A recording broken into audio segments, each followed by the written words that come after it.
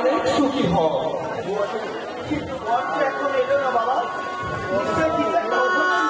সেটি উজ্জ্বল অবস্থায় 8 ঘন্টা আগে বেরিয়েছি।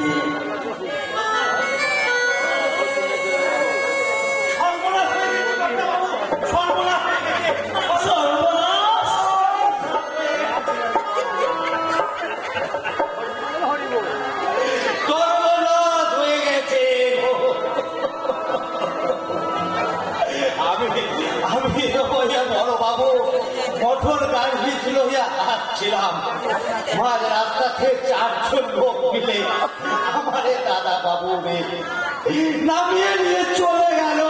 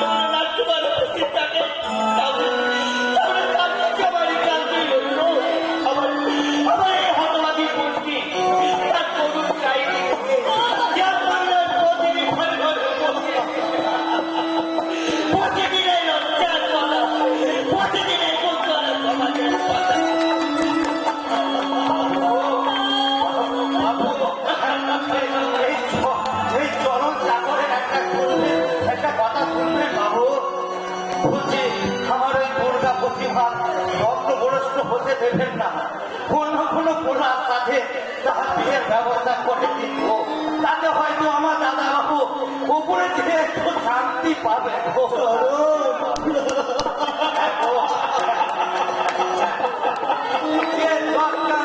ছুড়িয়ে দিয়া আমার এই দাদা বাবুর মন প্রাণ খুন করেছে, আর সে সন্তানদের ছুড়িয়ে দিয়া আমার এই দিদিমণি গো চুরি করিয়া তার হাতা আকাঙ্ক্ষা সব কিছু ধুলিসাৎ করে দিয়েছে।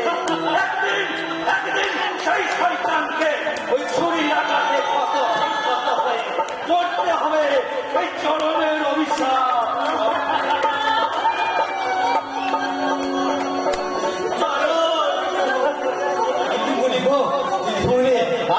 দেবার মতো আমার কিছু নেই, তবু তোমাকে এই চরণ চাকর ছোট বোনের আসরে বসাইতেছি।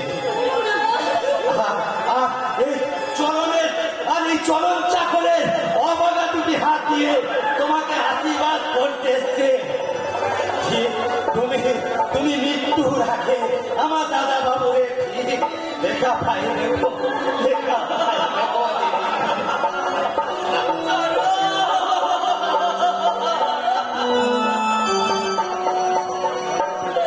আমি স্বপ্নেও ভাবতে পারিনি যে আমার কপালে এত দুঃখ লেখা ছিল। আমি স্বপ্নেও ভাবতে পারিনি। এখন কি করবি রে মা? বাবার যারা উদাস নেই।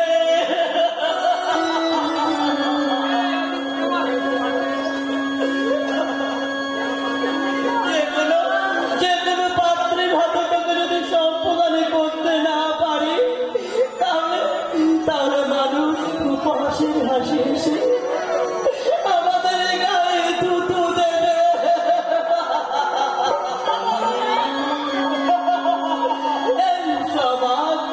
এই সমাজ আমাদের এক করে দেবে।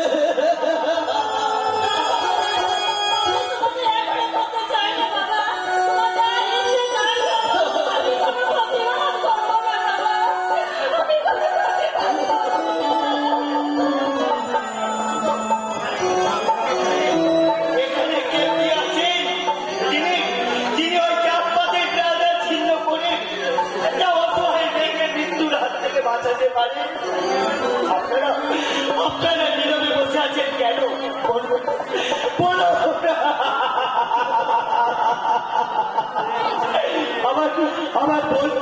আমার বোনকে স্ত্রীর মর্যাদা দিয়ে বাড়ি যেতে পারবে না। বলুন আপনারা। না থাকে তাহলে আমি আমার মেয়েকে লজ্জা ও কন্যাদায়ের হাত থেকে রক্ষা করতে পারি।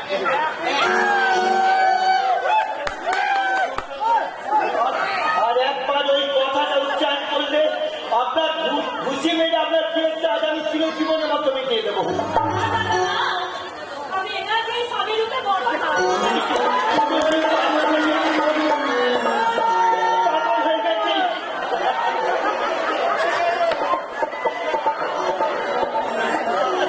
আরে দুর্গা তো ঠিকই বলেছে।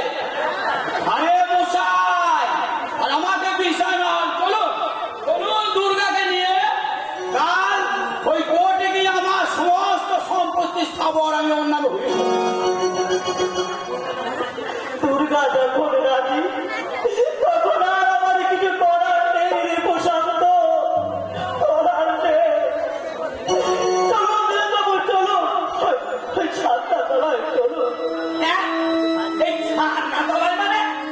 আরে সত্যি সত্যি কি আমার হাতে আপনি কন্যা সম্পর্ক করে দেন?